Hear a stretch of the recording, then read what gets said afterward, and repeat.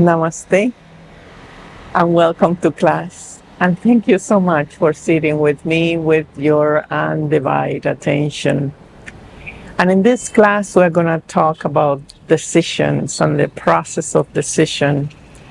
And more than decisions, the right or wrong decisions, is who is making the decisions. You are here on earth to have the freedom to choose different experiences at different frequencies, with satisfaction, with pain, with whatever you design, you are free. There is no right or wrong. However, it's not about the decision itself, but is about how conscious you are in who is taking the decision for you. So let's talk about these three levels of whose is taking the decision for you. The first you, that is usually taking the decision, is the ego base. And the ego base is about maintaining your habitual way of understanding how you operate in your reality. In any mystical, spiritual teachings that is worth or functional, it's all about dismantling little by little that sense of identity, of false identity that we have, that we construct through our beliefs, that we construct through our values, that we construct through the different ways that we think is real and that is absolutely needed for us. What is no, if I don't have that, I won't be. I will cease to exist. So this part is very much in constant motion when you are in front of new decisions or new ways to upgrade yourself. Any real transition, it could be very pleasant. It doesn't have to be always intense or deconstructing your wellness or your satisfaction. But unfortunately, we only change when we are against the wall. Either we have an illness, or a relationship breaks, or our emotions are way too intense. We suffer anxiety. The mind is going all the time. And in that moment, we want to get out. We want to look for different decisions to get out of that wellness, I will say, because it's an opportunity that your soul is giving to yourself to review the ego sense. So we need to really understand what is the construction of the ego, because if we are always deciding from the ego sense, we always want to perpetuate what we know. We always want to maintain certain safety, and we react when this is being deconstructed. So if you are reacting in any way, either you feel intense or you create illness or accidents or anything that you create to resist the construction of your reality, is ego. And that ego will try to make decisions to grasp things that are habitual, that are fear-based. That's a very important one, is fear-based. Any decision that you make that is fear-based is based in ego. Because you say, what it will happen then if I don't have my bank account? What it will happen if I don't have any support? What it will happen if I stand on my own 2 feet? And what it will happen if I completely destroy my concept of, oh, I need this. If I don't have that, whatever it is, I will be destroyed. So that grasping is ego-based. And most of our decisions are in reaction towards that. It's a kind of, we call it safety or preservation. But we don't realize the actual beautiful opportunity that the soul is giving you to break through, to pass through that obsolete world that is saying, well, that is not real, that you need to relate more constantly and purely to yourself. And that's where here the meditation process is so important, because it's where you are touching the real part of you, that calm, stillness, blissful state, joyful space, empty space. You are simultaneously deconstructing the ego. So without that reassurance from meditation, deconstruction of the ego, it won't be possible. You need to constantly nourish yourself with yourself for what is really real, as you little by little crack that egg of resistance to relate to what is not real. So that is the kind of decisions, if it comes from that, usually it will make you spin. These decisions will produce consequences that are at the same level of the ego. So you will not really transcend in any transition.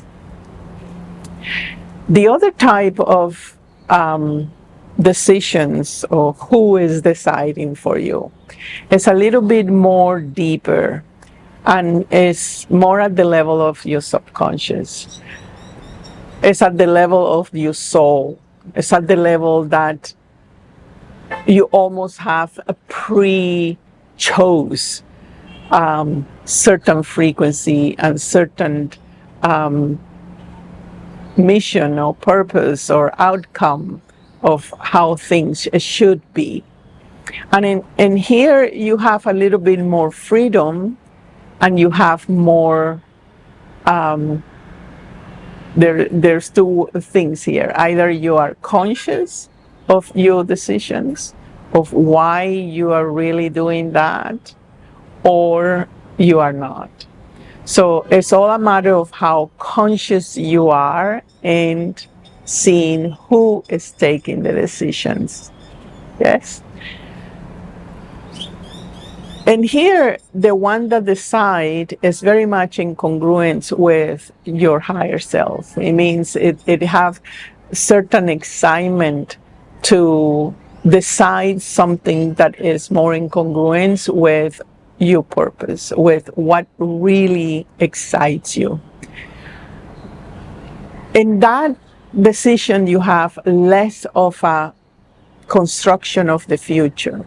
It's more in the present moment where things start to show up as an opportunities, as a synchronicities, and then you start linking those opportunities, like weaving a sweater or something. Each moment have a kind of a precious continuity that puts you in certain flow. And here then you encounter two things: flow, excitement, 33 things, and a sense of creativity, constructive creativity, where things are getting more in congruence with the type of experience that you need, that is new, that is unique for you to learn something. So while in the ego, you are just recycling in a loop the same exact choice of preserving, of fear-based, of maintaining your territory and your ground. You're kind of stubborn in there. And this other person that is deciding is a little bit more freer.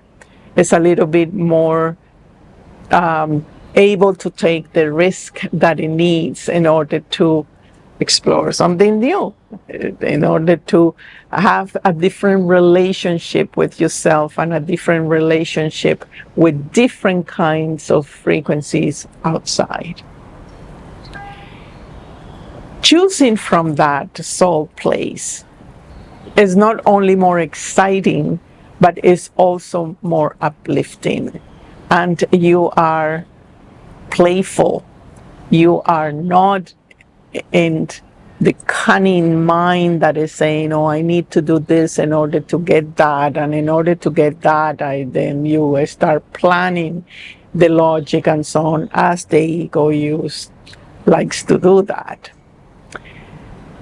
Now, when it comes a deeper sense of surrender, the ego sense of that little me that it wants to get its way, and the soul level that is already in the form and in the expression that is creative and supportive, constructive. When you have passed these gates, then you are deciding with no decision. You are more in a state of surrender where you act in what you know what you need to do, right? Like you need to pay your bank account, and you need to eat and do groceries and so on. But a certain state of trust as the higher you is taking care of you in a very constant way, in a very loving way. And this is where the heart starts to vibrate more often. Because sometimes we think and say, how often you have your chakras open, let's say. But the chakras don't work that way. It's not about having the chakra open. It's about how often you allow to be touched in your heart with the simplicity of life, with the simplicity of your choices, with what is around you, the wind or the air. So you have a higher sensibility.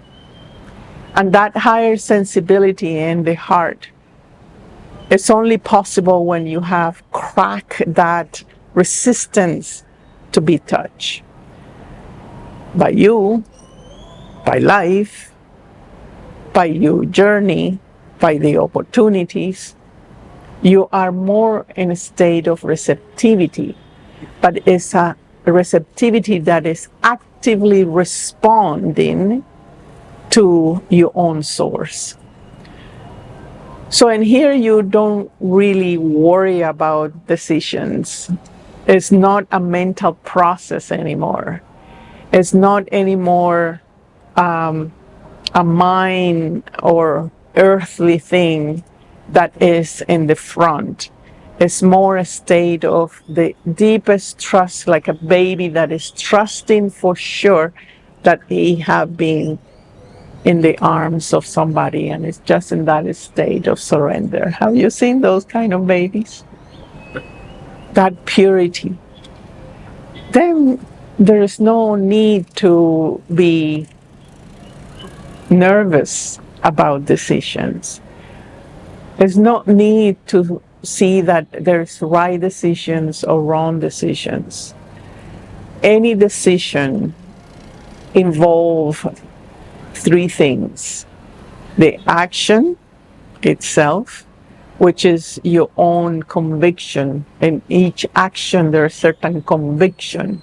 Conviction that you are in the ego sense, conviction that this is what I want, what I need, without the grasping, without the wanting to prove to others anything.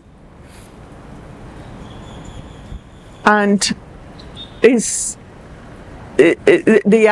action gives certain flow and certain reaffirmation that you are aware of what is happening. The doing, it shows you where you are, what is the level that you are offering, that you are actually doing. So the decision, you can have it in your head, but until it is not in the doing, it is not complete, right? The decision have to be with the full cycle of inspiration. I receive it, or I have that natural flow towards what attracts me the most, and I know it's right. And I know that in that I display my comfort. I display my coziness. I display that I am okay and that I don't need to fight so hard with the world of experiences. Actions and decisions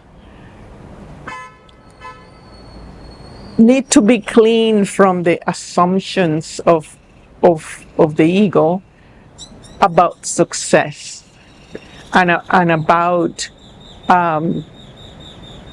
that you're deciding to get somewhere, right? You say, oh, this is the right decision because I will be well, because I will be with the status that I need, I will be successfully appreciated by the outside world. Well, some decisions that you have made and people have made at the soul level, for example, it doesn't go with that agreement. Let's say the beggar that have agreed to explore the begging, either karmically or because he wants to see how begging looks like, how the life of a beggar looks like.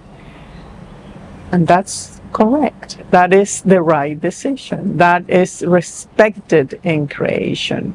There is no status in creation. Everything is equally available. If you want to explore being the prime minister, it's the right decision. If you want to explore the poor person, it's the right decision, right?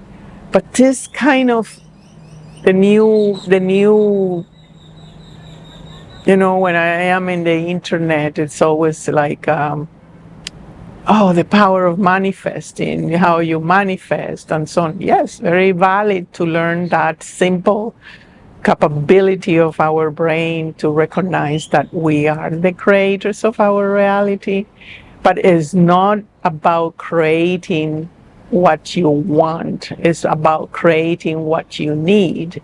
And creation will orchestrate different circumstances and experiences for you to learn.